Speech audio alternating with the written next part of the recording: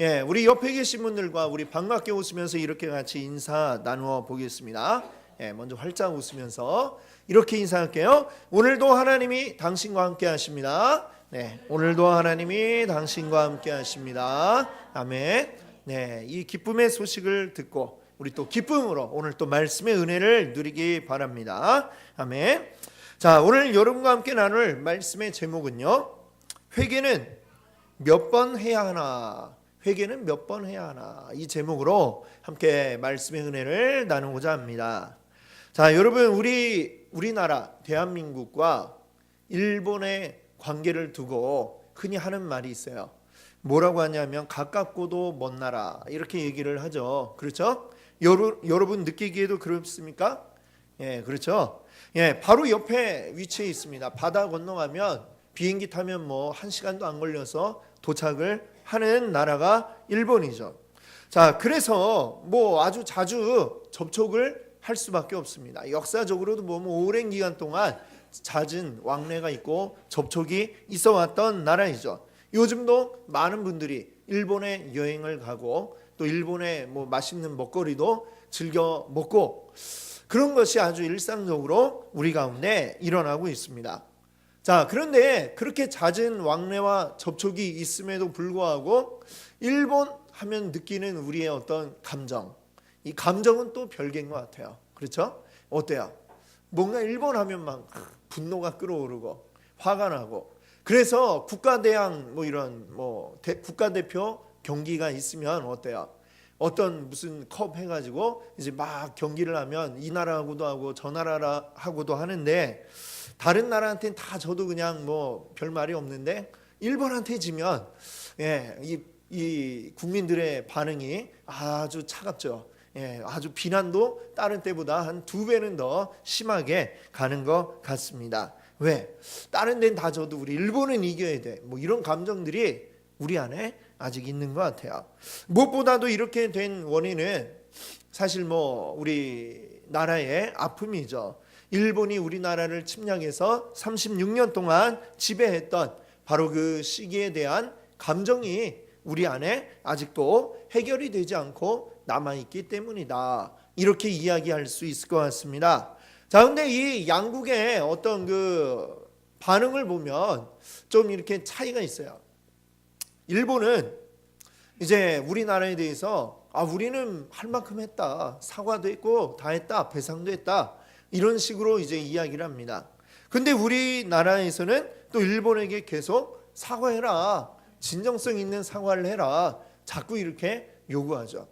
한쪽은 했다고 그러고 한쪽은 또 계속 하라고 그러고, 이러니까 사실은 이제 정리가 되지 않는데, 사실 오늘 요즘에 뭐 많이 이렇게 다루어지는 뭐 위안부 문제라든지 아니면 또 일제 시대에 강제 징용 갔던 그런 분들에 대한 문제, 이런 데 있어서 여전히 계속해서 어떤 갈등이 생겨나고 있는 것을 봅니다. 한국과 일본 간의 갈등, 이 갈등의 원인, 우리 쪽 입장에서 생각을 해보면 원인은 분명합니다. 그렇죠? 뭘까요? 그는 바로 일본이 진정성 있는 사과를 하고 있지 않다라는 게 우리의 생각이죠. 자, 진정성 있는 사과를 하지 않는다라고 보는 이유는 무엇일까요? 일본의 어떤 태도라고 말할 수 있을 것 같습니다. 예를 들면 2015년에 이제 지금 정부 이전 정부죠. 그때에 일본하고 위안부 문제에 대한 어떤 합의가 있었습니다. 한일 위안부 합의라는 게 있었는데, 거기에 이제 일본이 우리가 10억 엔을 이제 출연한다 해갖고 그걸 기금으로 해서 화해와 치유 재단이라는 것을 이제 설립하기로 했습니다. 자, 뭐 그것만 보면 뭐 사과하는 것 같네, 뭐 했네라는 생각을 할 수도 있겠죠. 그런데 뒤에 이제 알려진 걸 보면 일본이 어떻게 했다고 그래요? 비공식적으로 뒤에서 이거 우리가 할 테니까 대신에 다른 조건을 걸었다라는 그런 뉴스를 들었을 겁니다. 뭐냐면 일본 대사관 앞에 있는 그 위안부 소녀상을 철거해달라. 예. 그걸 이제 뭐 공식적으로 요구한 게 아니고 비공식적으로 이거 철거 안 하면 우리 안 된다. 이거 못하겠다. 그러니까 우리 정부는 비공식적으로 알았으니까 하시라고 해서 이제 10억엔을 받고 이렇게 하기로 했다는 이야기가 알려지게 되었습니다. 뒤늦게. 자, 사실 이런 게 일본의 태도에 대해서 우리가 이 진정성이 없다라고 이야기하는 원인이겠죠. 그렇죠? 진짜로 그 문제에 대해서, 위안부 문제에 대해서 미안하게 생각한다라고 한다면 다른 나라의 어린 소녀들을 데리고 와서 그 몹쓸 짓을 하고 또 많이 죽게 만들었으면, 그 미안한 마음을 가지고 있으면 그 앞에 자기네 뭐 대사관 앞에 그 위안부 상이 있건 뭐 하건 그 무슨 상관입니까? 그 눈에 보이는 게 그게 문제가 될까요? 진짜 진정 미안한 마음이 있으면 자기들이 오히려 거기에 가서 꽃을 갖다 놓든지 이런 일들을 해야 하는 게 정상적인 우리가 생각하는 보통 일반의 감정은 그런 게 아니겠습니까? 근데 일본인들은 그게 아니라 우리 돈 좀 낼 테니까 이걸로 싹 없던 걸로 합시다. 다시는 말 안 나오게 합시다. 이런 꼼수를 자꾸 부리려고 하니까 우리는 그런 꼼수 부리지 말고 진짜 돈이 중요한 게 아니고 사과해라. 진짜 마음을 가지고 사과해라. 이런 이야기를 우리는 하게 되는 것이죠. 그런 점에서 보면 독일과 일본은 참 비교되는 것 같아요. 언젠가 또 자주 보면은 독일의 그 총리들이 그 유대인 학살했던 그 포로 수용소 그런 곳을 방문해 가지고 거기에서 이제 뭐 참배를 하고 이런 모습들을 우리가 외신에서 종종 봅니다. 거기에선 뭐 시간이 오래 지났건 안 그랬건 상관없이 지속적으로 이 문제에 대해서 우리의 잘못이다라고 계속해서 이야기를 하고 그것을 잘못했던 당사자들에게 사과하는 모습을 보여주고 있기 때문에 그래서 일본과는 자꾸만 대조가 되는 것 같아요. 자, 여기서 우리가 기억해야 될 게 있습니다. 사과한다는 거, 그냥 말로만 사과하는 거, 이거는 사실 아무 소용이 없다라고 하는 거죠. 우리 사람과 사람 사이에서도 어때요? 그냥 말로는 잘못했어, 잘못했단 말 100번 해도 그 마음의 진정성이 느껴지지 않으면 그걸 받아들이는 사람이 진짜 사과했다라고 느끼지 못하고 문제는 해결되지 않습니다. 자, 우리가 하나님 앞에 우리의 죄를 고백하고 그리고 하나님 앞에 사과하는 것, 이걸 우리가 회개라고 한다면 하나님 앞에 하는 이 회개도 역시 어떠해야 될까요?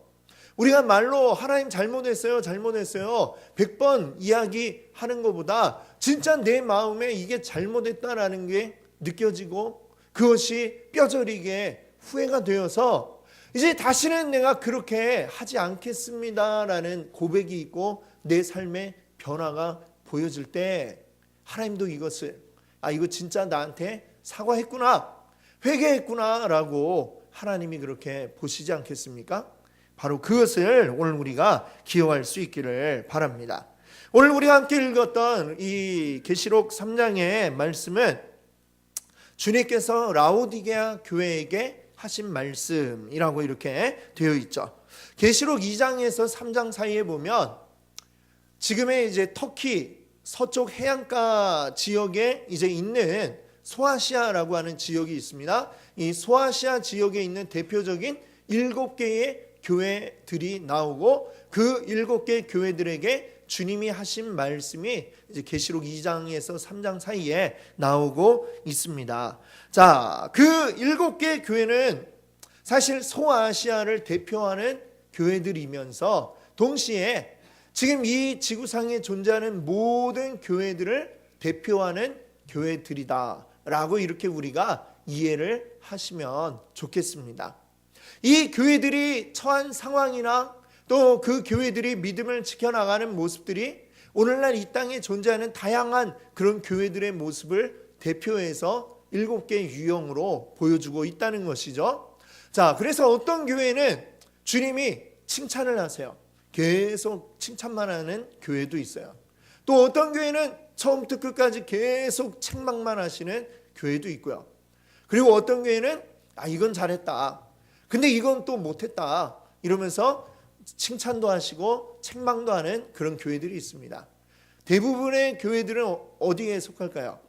잘한 것도 있고 못한 것도 있고, 이런 교회죠. 오늘 우리가 읽은 라오디게아 교회는 어떤 교회일까요? 쭉 읽어보니까 칭찬은 없는 것 같아요. 그렇죠? 계속 혼나기만 하는 그런 교회로 지금 이렇게 오늘 이 말씀이 나오고 있습니다.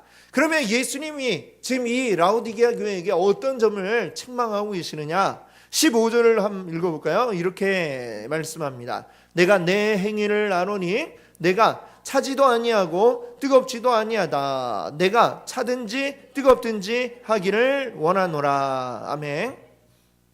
주님이 보실 때 라오디게아 교회는 이 믿음을 한마디로 표현하면 뜨겁지도 않고 차갑지도 않다. 왜? 한마디로 그걸 줄여서 얘기하면 미지근하다라는 이야기를 하고 계십니다. 자, 예전에 그 개그 코너 가운데 각기도라는 게 있었어요. 혹시 기억하시나요?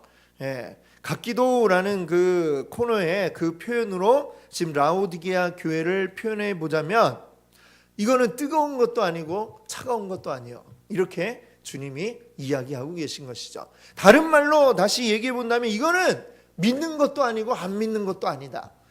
이 믿는 건가? 한 믿는 거인 것 같긴 한데 아닌 것 같은, 아닌가 하고 보면 또 믿긴 믿는 것 같은데 종잡을 수 없는 그런 믿음을 보여주고 있는 교회가 라오디게아 교회다라고 하는 것이죠. 입으로는 나는 신앙을 가지고 있어, 나 교회 출석해, 나 주일마다 교회에서 함께 예배하고 있어 라고 얘기를 하는데 그 사람들이 사는 모습을 보니까 믿는 이의 모습이 하나도 보이지 않는 그런 상태에 있는 것을 보고 주님이 이거는 믿는 것도 아니고 안 믿는 것도 아니다. 이 말씀을 하고 있습니다. 니네 진짜 믿는 거니? 믿으면 믿는 것 같이 살고 안 믿는 거면 안 믿는 것 같이 살고 어정쩡하게 살지 마 라고 말씀을 하고 있는 것이죠. 자, 한두 사람이 이런 것이 아니라 이 교회 전체가 뜨겁지도 않고 차갑지도 않다라고 책망을 받는 것은 사실 이 라오디게아 교회가 처한 어떤 형편, 상황이 그럴 수밖에 없는 상황이 있어요. 무슨 얘기냐면 이 라오디게아라고 하는 도시는 일찍이부터 이제 무역이 발달한 그 아주 중요한 항구 도시였습니다. 옛날에 우리나라에 뭐 한참 막 이렇게 잘 나가고 그럴 때 뭐 어느 지역에 가면 막 개도 10만 원짜리 수표를 물고 다닌다 막 이런 얘기 있고 그랬잖아요. 그렇죠?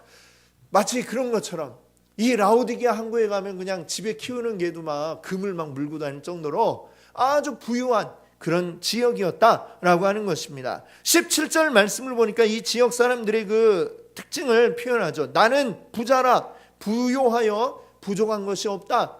이렇게 말하기를 주저하지 않는 사람들이 바로 라오디게아 사람들이었다라고 하는 것입니다. 여러분, 부자 되고 싶죠? 되면 좋겠죠? 되시면 좋겠습니다. 그런데 여러분, 돈 많은 부자가 사실 예수님 말씀처럼 돈 많은 부자가 하나님 말씀대로 잘 살기는 사실 굉장히 어려움이 있어요. 어떤 어려움이 있느냐?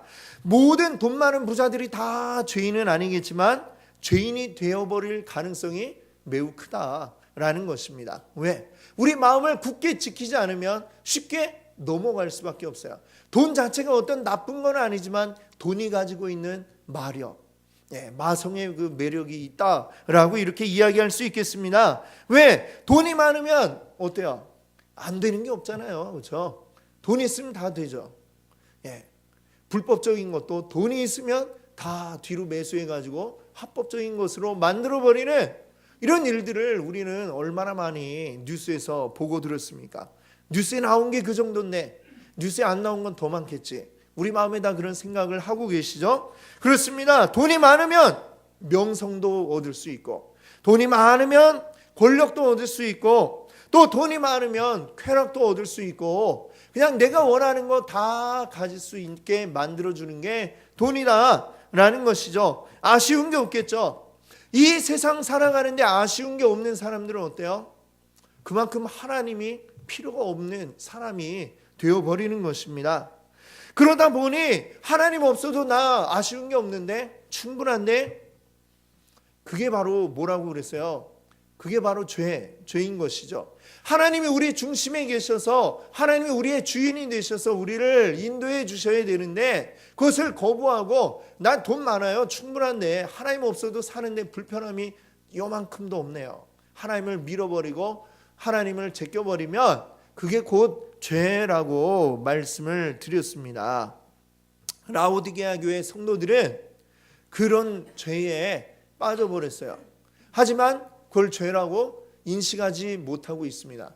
나 먹고 살만한데, 충분한데, 돈이 많아서 뭐 갖고 싶은 거 다 가질 수 있고 하고 싶은 거 다 할 수 있는데, 그냥 교회 나가는 거는 그냥 주일날 나가서 이렇게 친목도 모도 하고 밥도 같이 먹고 그러려고 하는 거지 뭐. 그냥 가서 인사나 나누고 잠깐 앉아 있다가 그러고 돌아오는 거지 뭐. 이런 생각들이 라오디게아 교회 성도들에게 가득했다라는 것을 주님은 꿰뚫어 보신 것입니다. 자, 그들 스스로 하나님을 밀어내고 내가 주인이 되고, 아니 사실은 돈의 노예가 된 삶을 살아가고 있는 그들이 과연 행복할까? 행복했을까요? 자기들은 행복하다라고 느꼈을지 모르지만 주님은 그들의 모습을 보며 이렇게 말씀하십니다. 18절을 한번 읽어볼까요? 내가 너를 권하노니 내게서 불로 연단한 금을 사서 부요하게 하고 흰 옷을 사서 입어 벌거벗은 보이지 않게 하고 안약을 사서 보게 하라. 아멘. 자, 주님이 딱 보니 너희는 금이 많다고 그렇게 얘기하고 있는데 사실은 그거는 다 주님 보시기에는 뭐냐? 이거는 불로 연단하지 않은 금이구나 얘기하는 겁니다. 불로 연단하지 않은 금 뭐예요? 광산에서 금을 채취할 때 그거 어떻게 돼 있을까요? 금 덩어리가 진짜 그렇게 나올까요? 아니죠. 이 돌 속에 금 조각들이 막 이제 조그맣게 들어가 있는데 그거를 이제 말하자면 단련을 하고 여러 가지 과정을 거쳐가지고 금만 뽑아내는 겁니다. 그리고 그걸 모아가지고 반지도 만들고 목걸이도 만들고 금괴도 만들고 하는 것이죠.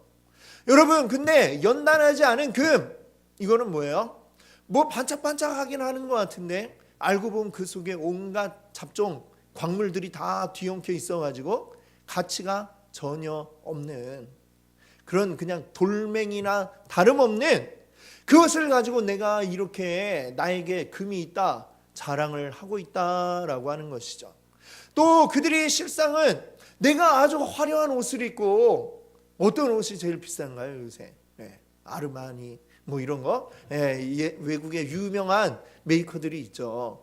그런 거 막 입고 패션쇼 거기에서 입는 그런 옷을 입고 다니니까 나는 행복해 라고 이야기할지 모르지만 주님의 눈으로 그들을 비춰보니 너희는 옷을 하나도 걸치지 않고 벌거벗은 것과 다름이 없구나 라고 이야기를 하는 겁니다. 내가 세상을 다 보는 눈을 가졌다라고 생각하고 있을지 모르지만 실제로는 주님의 안약을 얻어서 눈에 발라서 치료하지 않으면 안 되는, 지금 아무것도 보지 못한 채 너희들은 깜깜한 어둠 속에 있구나 라고 주님이 말씀하고 계신 것이죠. 이게 바로 어떤 모습이에요? 주님을 몰아내고 자기가 주인된 삶을 살아가는 사람들의 실상이다라고 하는 거죠. 돌멩이를 들고 이게 금이요 소리를 치고 벌거벗은 채 내가 비싼 옷을 입었다 외치고 있는 그 모습인 것입니다. 여러분, 하나님을 밀어내고 그 자리를 내가 차지했을 때에 그 순간 내가 누리는 행복이 과연 얼마나 지속이 될 수 있을까요? 그것을 내가 차지하고 있다, 내가 내 삶의 주인이다 라고 얘기할지 모르지만 실상은 돈의 노예가 되어버린 사람들의 불행한 모습을 우리는 날마다 뉴스를 통해서 확인을 하고 있지 않습니까? 여러분, 요즘에 또 이제 뉴스에 많이 나와요. 재벌 2세, 3세들이 마약을 해서 그래가지고 경찰청 앞에 이렇게 수그리고 찍혀 있는 그 모습들을 여러분 보셨을 겁니다. 마약에 찌들어 있어요. 재벌 2세 3세 돈 충분하게 많이 가지고 있는 분들인데 그분들이 마약을 하고 있습니다. 왜 그랬을까요? 마약을 하는 이유가 뭘까요? 궁극적으로는 지금 이 순간이 재미가 없기 때문에 마약을 하는 거예요. 지금 재미가 없고 아무런 삶의 활력소를 찾지 못하겠는데 뭔가 짜릿한 자극을 줄 수 있는 거 찾다 보니 결국 마약까지 하게 되는 거죠. 여러분, 돈이 많았는데 그분들은 재미가 없는 삶을 살고 있다고 직접 보여주고 있지 않습니까? 마약을 함으로써. 여러분들, 내가 주인이 되어서 그리고 내가 그렇게 살아가는 삶, 그 끝이 어떻게 되느냐? 그 뉴스에 나온 분들이 우리에게 보여주고 있는 것입니다. 여러분, 내가 주인인 삶 감당할 수 있으시겠습니까? 예? 감당할 수 있을까요? 우리 주님은 이 문제투성이 라오디게아 교회에게 오늘 처방을 내리십니다. 처방이 19절에 나오고 있어요. 뭐라고 하시느냐? 무릇 내가 사랑하는 자를 책망하여 징계하노니 그러므로 내가 열심을 내라, 회개하라. 네, 두 가지 처방이 주어졌습니다. 하나는 열심을 내라 라고 하는 것이고 또 하나는 회개하라 라고 하는 것입니다. 자, 이 처방이 사실 우리말로는 잘 이게 구분이 되지 않는데 이 성경이 원래 쓰여져 있는 원어를 보면 그 말의 형태가 조금 차이가 있습니다. 네, 차이가 있다는 얘기는 여러분 오늘 주보를 보시면 오늘 말씀을 요약을 해놓은 게 있잖아요, 그렇죠? 거기에 보면 이제 그 원어를 싹 적어놨어요. 이상한 문자가 적혀져 있죠, 그렇죠? 열심을 내라. 옆에 이제 적혀져 있는 그 말은 이제 헬라어인데 뭐냐면 젤레우에라는 발음을 가진 단어입니다. 이거는 문법적으로 보면 어떤 형태냐? 이거는 현재 명령형이라는 거예요. 현재 명령. 지금 현재에 대한 명령형이고 그 밑에 또 회개하라라는 말은 메타노에손이라는 발음을 가지고 있어요. 근데 이거는 문법적으로는 어떤 형태냐면 과거 명령형이다라는 것입니다. 즉 열심을 내라 이거는 현재 명령형인데 회개하라 이거는 과거 명령형이다. 이게 그러면 무슨 의미를 가지고 있느냐? 자, 헬라어 문법에서 현재 명령형은 뭐냐면 계속적이고 반복적인 그러한 의미를 가지고 있다라는 것입니다. 그러니까 열심을 내라라고 하는 이 말이 지금 현재 명령이라는 얘기는 지금 열심을 계속해서 내라.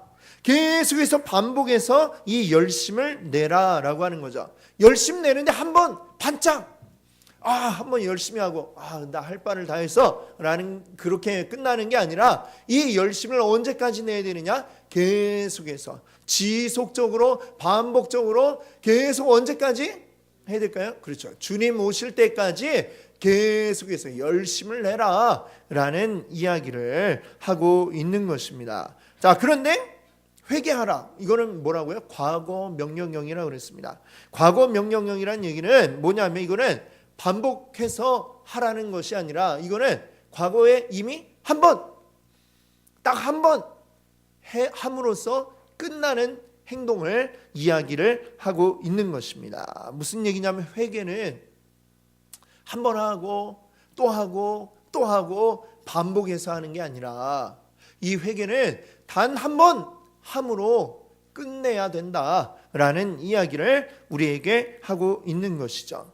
우리가 회개를 하고서 하나님 앞에 하나님 잘못했습니다 이야기를 하고서 좀 이따 시간이 지나서 회개했나 안 했나 내가 그거 했던가 안 했던가 헷갈려가지고 다시 한번 또 합니다. 고백합니다. 주님 용서해 주세요. 이렇게 하고 또 좀 있다가는 근데 하나님이 그때 내 기도를 들으셨을까 이게 또 궁금해가지고 모르니까 또 한 번 해야지 또 회개하고 한 번 잘못했는데 그걸 막 2번, 3번, 10번, 심지어는 10년 전, 20년 전 잘못까지 다 끄집어내가지고 또 회개하고 다음에 또 끄집어내고 이러면 안 된다라는 것을 이야기하고 있는 것이죠.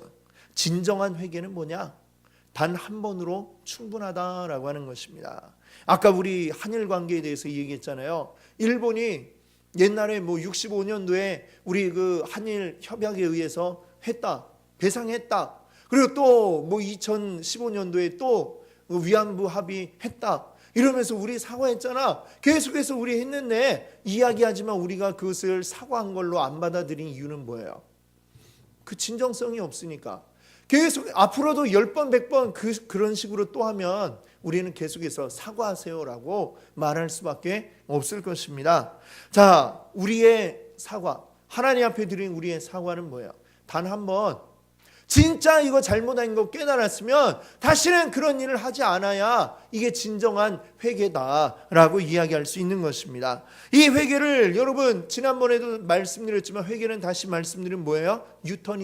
유턴이다라는 것입니다. 내가 잘못된 길을 가고 있는 것을 깨달았으면 즉시로 차를 돌려서 바른 길로 가야 하는 것입니다. 그리고 다시는 그 잘못된 길로 가지 않고 내가 가야 할 목적지를 향해 가는 게 이게 바로 우리의 회개이다라는 것입니다. 여러분, 어린아이가 집에서 엄마에게 잘못을 했어요. 너무 먹고 싶은 과자가 있는데 돈은 없고, 근데 마침 엄마 지갑이 보여서, 마침 또 거기 보니까 1,000원짜리가 보여서 1,000원짜리를 한 장 싹 내 주머니로 위치 이동을 시켜가지고 그걸 가지고 가게에 가서 먹고 싶은 과자를 샀어요. 1,000원짜리 과자 있는지 잘 모르겠지만 하여튼 샀어요. 자, 근데 엄마한테 걸렸어요. 그럼 이 아이는 어떻게 해야 돼요? 맞고 그 다음에 어떻게 잘못했어요 막 이러고 빌어야 되겠죠.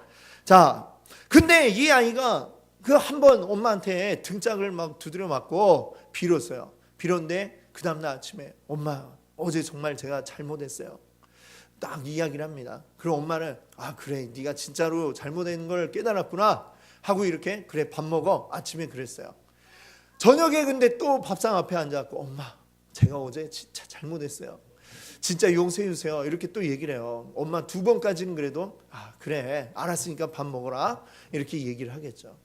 그 다음날 아침 이 아이가 또 엄마 앞에 엄마 그저께 저녁에 제가 1,000원을 꺼내간 건 정말로 잘못했어요. 엄마 용서해 주세요. 그러면 엄마가 슬슬 이제 말이 화가 나기 시작을 하겠죠. 알았다고 밥 먹으라고 이렇게 하겠죠. 그 다음에는 또 하면 그만해 이 새끼야 이러고 이렇게 말이 나오게 될 겁니다.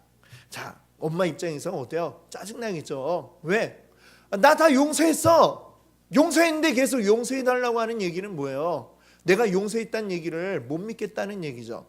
못 믿겠으니까 계속 용서해 주세요 엄마 계속해서 거듭 잘못했다고 이야기를 하는 겁니다.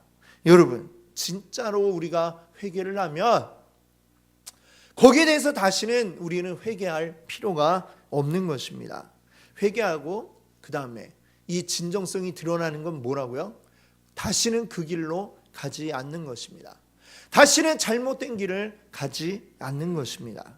그러면 우리 주님이 우리에게 베풀어 주신 용서가 우리 가운데 영원토록 함께하고 있는 줄 믿습니다. 이 진정한 주님의 용서를 우리 누리시는 여러분 되시기 바랍니다. 단 한 번에 제대로 된 회개를 통하여 우리 하나님의 용서의 은혜를 누리시는 여러분 되시기를 바랍니다. 아멘. 이제 오늘 말씀을 여러분들 눈을 감고 잠시 묵상해 보시면서 오늘 말씀을 통해 여러분들이 깨달으신 것, 또 여러분들이 작정하신 것들을 우리 이 마음으로 드린 예배에 적어보시기 바랍니다.